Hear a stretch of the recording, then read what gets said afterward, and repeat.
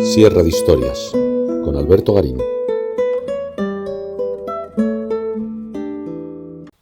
En 1369, Felipe, duque de Borgoña, contrajo matrimonio con Matilde, condesa de Flandes.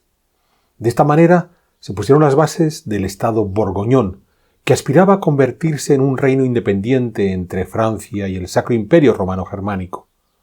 Pero teniendo estos dos poderosos vecinos, Felipe el Atrevido, entendió que tenía que desarrollar no solo un ambicioso programa político, sino también un atrevido programa artístico que hiciera que su corte brillara de forma especial en esta cristiandad occidental.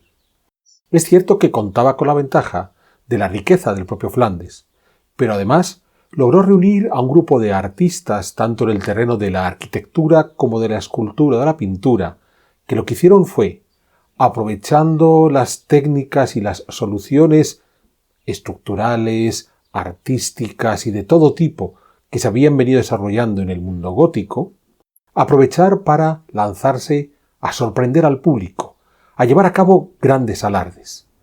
Es curioso porque todo esto se pone en marcha 25 años antes de que en la Florencia de 1400 comenzara el Renacimiento, y son dos vanguardias artísticas vinculadas a dos acontecimientos políticos. En el caso de Florencia, esa búsqueda de el prestigio del Imperio Romano que hace de los italianos un ente superior a los bárbaros que vienen del norte de los Alpes, y en el caso del duque de Borgoña, esa necesidad de encontrar una fórmula de proyectar su estado borgoñón. Pero el resultado fue diferente. El duque de Borgoña apostó por la tradición, con muchos alardes, con muchas sorpresas, con muchos asombros, mientras que Florencia buscaban, sencillamente, volver al más remoto pasado. Desde finales del siglo IV después de Cristo, las representaciones figurativas en escultura y pintura fueron perdiendo naturalismo ante el empeño de las autoridades políticas y religiosas del Bajo Imperio Romano por distanciarse de las religiones paganas y sus imágenes clásicas y defender un cristianismo que huyese de la idolatría. Esto hizo que durante la mayor parte de la Edad Media, en el momento de mostrar la figura humana, pero debían dejar claro que no eran reales. Recordemos la sierra de historias que hicimos sobre San Vicente de Ávila, donde vimos cómo en toda la narración era posible distinguir a los personajes, a San Vicente, a sus hermanas, los soldados, incluso con un correcto estudio anatómico de los cuerpos desnudos, pero siempre sabiendo que lo que veíamos eran como los dibujos de un tebeo, de un cómic, no una reproducción real de los difuntos. De esa manera se evitaba la idolatría, pues todo el mundo tenía claro que lo que aparecía era la representación remedada, no auténtica, de los personajes de los que se hablaba. Sin embargo, a partir del siglo XIII se fue recuperando la representación realista de la figura humana. No fue un movimiento estético gratuito de que en un momento dado el artista decidiera volver a ser naturalista. La lucha contra la idolatría, iniciada en ese siglo IV después de Cristo, se había agravado con la expansión del Islam a partir del siglo VII. Los musulmanes evitaban las figuras realistas sagradas y en el Imperio Bizantino, siendo cristiano, sin embargo, también se asumió ese rechazo a las figuras realistas, lo que provocó las guerras iconoclastas de los siglos VIII y IX, queriendo eliminar todas las imágenes sagradas. Pero para el siglo XIII, el cristianismo en Occidente estaba plenamente consolidado. La iconoclasia bizantina había sido superada. A los musulmanes se les había parado en la Reconquista en España y en las cruzadas en Tierra Santa. Y sobre todo, se habían puesto en marcha las universidades medievales. En esas universidades y en ese siglo XIII se estaba imponiendo la escolástica aristotélica desarrollada por Santo Tomás de Aquino, y con ello una cierta revalorización del mundo material, por supuesto, supeditado al divino, pero acabando con ese rechazo furibundo a la vida cotidiana propio de los primeros siglos del cristianismo. Es en ese ambiente de recuperación del aristotelismo donde determinados clientes, esencialmente religiosos, solicitaron figuras naturalistas como ejemplo de belleza material. Un caso notable es el Adam de Cluny, de mediados del siglo XIII, quizá obra de Pierre de Montreuil, donde el escultor se esforzó por hacer una imagen lo más bella posible, pero sin responder a cánones clásicos. En la misma época, mediados del siglo XIII, trabajó Nicola Pisano, quien elaboró el púlpito del baptisterio de la Catedral de Pisa, donde también colocó figuras humanas muy realistas, pero en este caso, imitando esculturas provenientes de sarcófagos romanos del Imperio Romano. Pero este movimiento de recuperación del naturalismo fue muy limitado.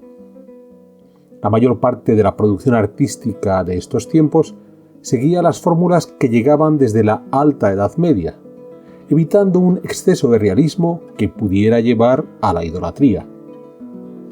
Con todo, ese naturalismo, aunque limitado, fue un motivo recurrente durante los siglos XIV y XV. Por supuesto, el caso más conocido es el surgimiento del Renacimiento en la Florencia de comienzos del siglo XV, con una clara motivación política: la recuperación del espíritu superior del Imperio Romano en Italia frente a las agresiones llegadas de más allá de los Alpes. Es decir, los italianos querían demostrar que eran mejores que el resto de los europeos. Pero ese bello naturalismo también se dio en otros lugares antes del caso florentino incluso, y sin esa motivación política ni esa filiación con el Imperio Romano. Un caso notable fue el de Claus Sluter, escultor de la segunda mitad del siglo XIV, que trabajó sobre todo para los duques de Borgoña.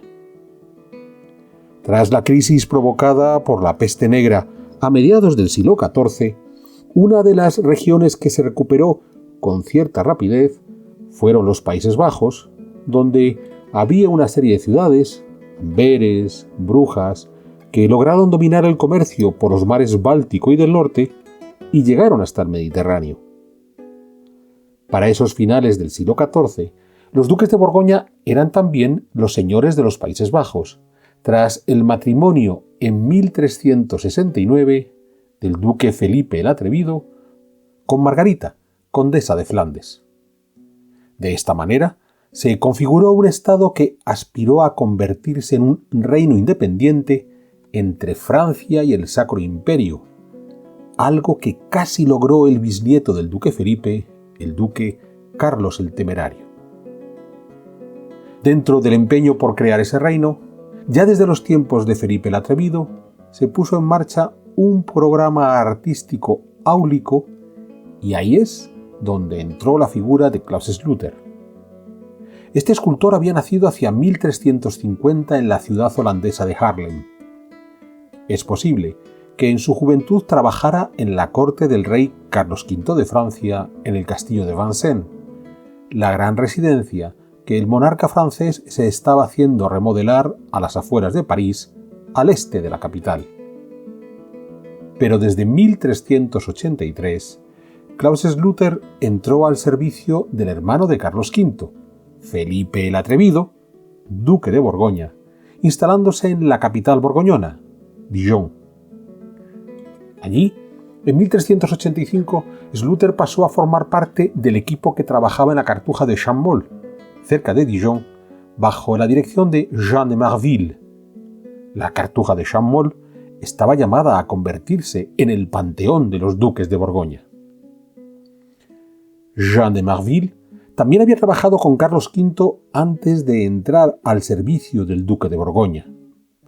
Para el rey francés, Marville había realizado, junto a Jean de Liège, la sepultura regia de la catedral de Rouen, una sepultura donde el fallecido aparecía esculpido yacente, algo muy tradicional, con un naturalismo un tanto rígido propio de la época. A Marville le encargaron la tumba del duque Felipe el Atrevido, una tumba con una solución que seguía dentro de la tradición, con la figura yacente del duque en la parte superior, pero con esa cubierta con las estatuas colocadas sobre una galería. La galería propiamente dicha, la parte arquitectónica, fue realizada por el propio Marville, pero tras fallecer este en 1389, los monjes plañideros dentro de la galería ya los hizo Klaus Schluter, donde el artista se recreó en hacer todo un repertorio de formas, paños, rostros, en los que hay un naturalismo más avezado que el que se había dado hasta ese momento en la corte borgoñona.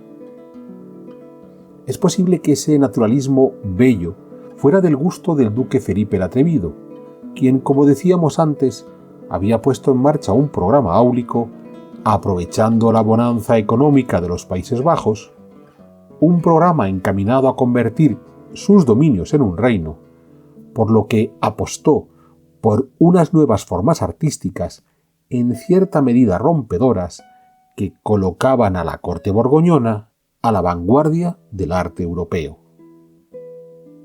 Ese gusto por una escultura más audaz también se pudo ver en la arquitectura vinculada a los duques de Borgoña. Regresemos por un momento al castillo de Vincennes, esa residencia extraurbana del rey Carlos V de Francia, donde había trabajado un joven Klaus Schluter. Allí, en 1379, se inició la construcción de una santa capilla que había de albergar algunas de las reliquias de la Pasión. La obra comenzó bajo la dirección de Raymond d'Étampes, arquitecto favorito del rey Carlos V, para quien trabajó no solo en Vincennes, sino también en los palacios del Louvre y Saint-Paul en París, además de haber sido uno de los maestros de obras de Notre Dame.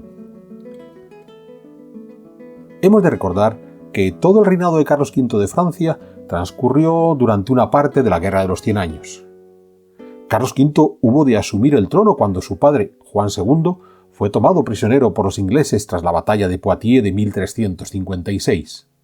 En los años siguientes, los ingleses siguieron avanzando sobre el territorio francés hasta que, a partir de 1364, Carlos V retomó la iniciativa e hizo retroceder a sus enemigos.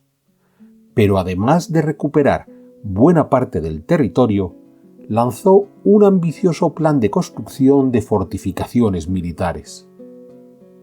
Para esa segunda mitad del siglo XIV, las ventajas desarrolladas en torno a la arquitectura gótica estaban plenamente consolidadas. No solo soluciones técnicas y estructurales como el arco ojival, la bóveda de crucería o los contrafuertes con arbotantes.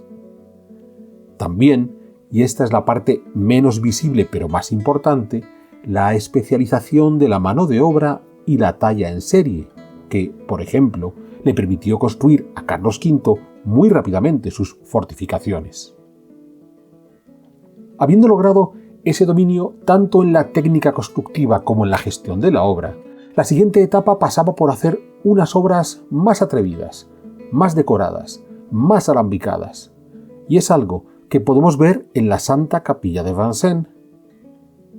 Construida a partir de la cabecera, observemos el cambio que se produce en las tracerías de las ventanas entre el primer tramo y el segundo. Donde antes había arcos ojivales, ahora son arcos conopiales. Y donde antes teníamos rosas de 4 pétalos simétricos, ahora tenemos unas rosas alargadas a la vertical. Sabemos que este cambio de gusto se estaba dando entre 1379 y 1381, a poco de fallecer el rey Carlos V, que lo hizo en 1380, y cuando su hijo, Carlos VI, era un niño que había quedado bajo la regencia de sus tíos y muy particularmente de Felipe el Atrevido.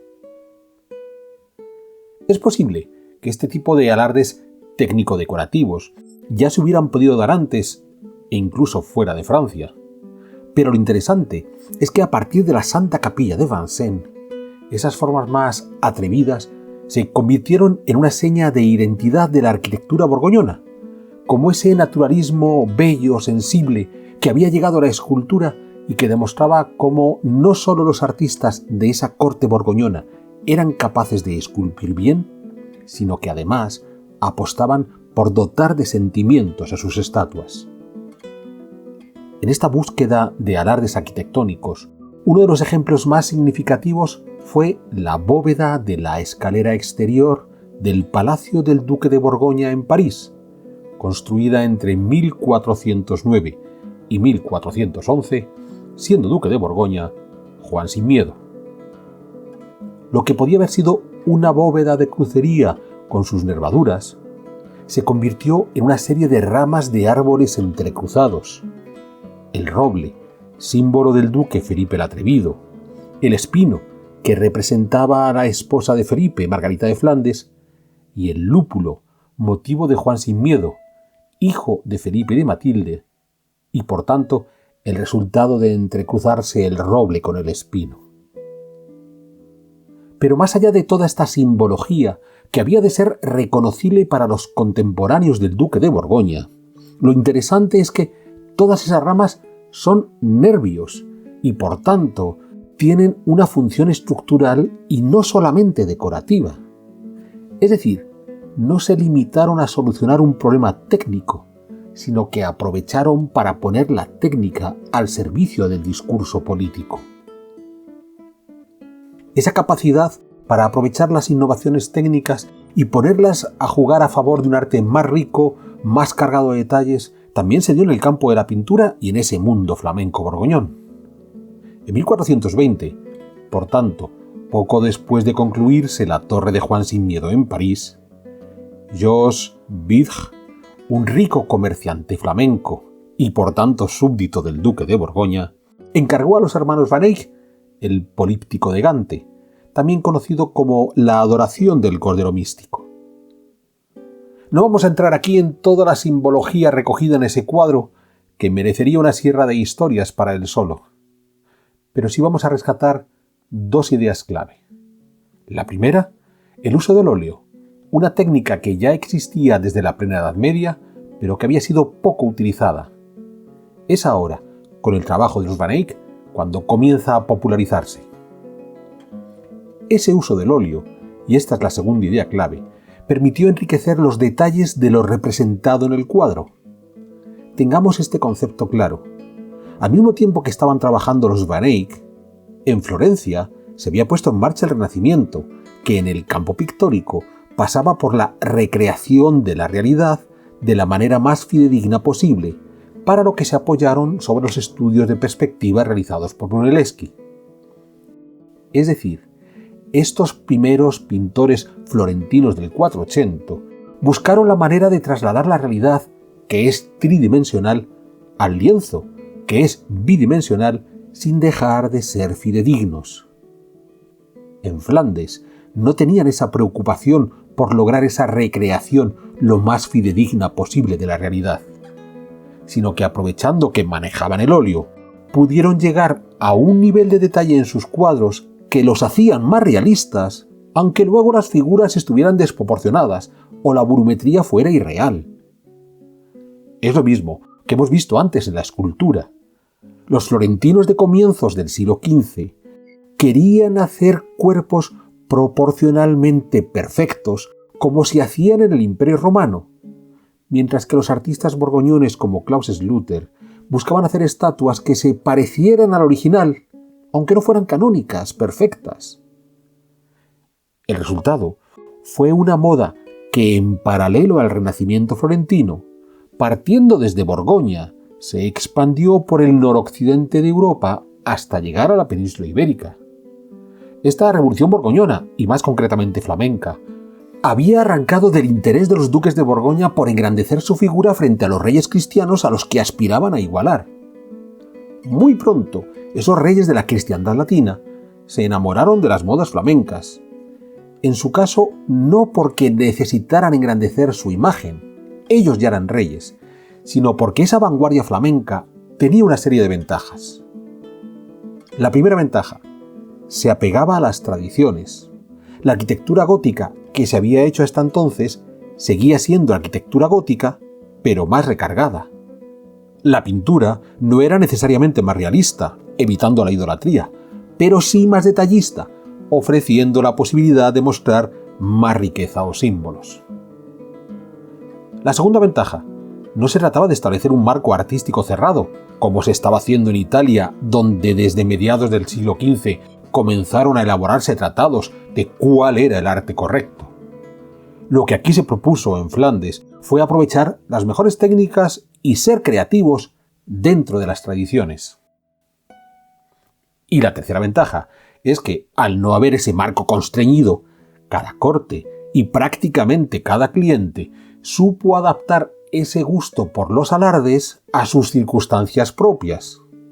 Hay elementos en común, como la tendencia a utilizar arcos conopiales, frente a otros más propios de cada región, como las bóvedas de abanico en Inglaterra o los alfices en las fachadas hispanas.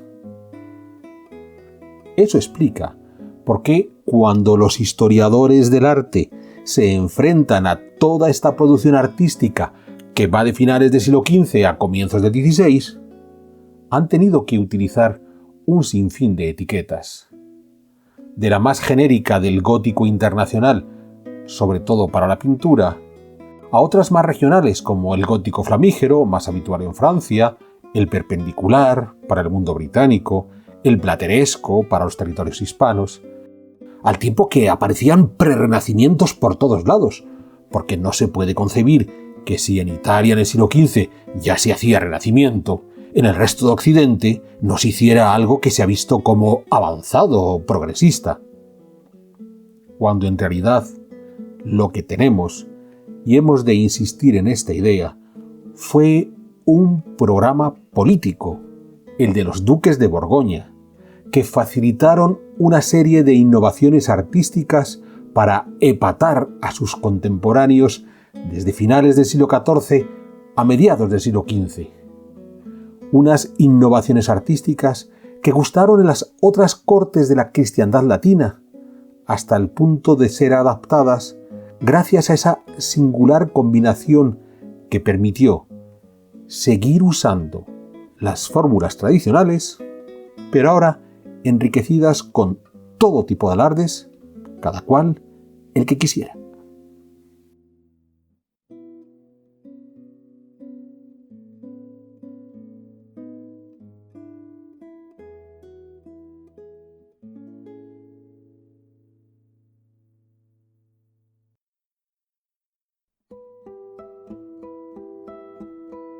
¿Quieres incorporarte a la comunidad de Sierra de Historias? Pulsa el botón Unirme, apóyanos con tu contribución y conviértete en miembro de nuestro canal.